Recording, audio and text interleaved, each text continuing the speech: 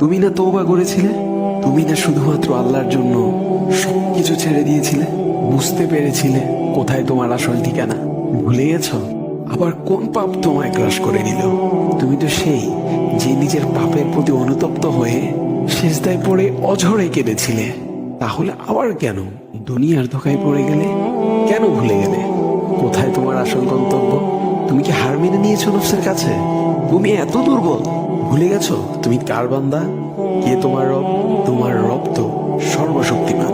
সর্বশক্তিমানের বান্দা আবার কখনো দুর্বল হয় নাকি? মৃত্যু পর্যন্ত লড়ে যাও তুমি।